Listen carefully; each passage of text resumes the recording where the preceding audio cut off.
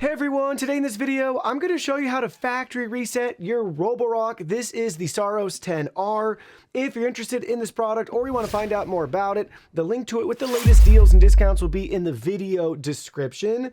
So, restarting is simple and straightforward. We're going to hold down this home button here. Then we're going to go ahead, while we're still holding that button down, we're going to press the reset button that's inside this little removable cover that says reset on it. So grab a paper clip, sim removal tool, something really small that we can press that. So we'll hold that down, we'll press this, we'll let go of that, we'll keep holding this down, we'll get a voice prompt, we'll see some lights blinking, we can then let go, and it will take about 5 minutes to reset. So let's go ahead, let's start it right now. Holding this down, pressing the reset button, just pressed it. Keep holding this.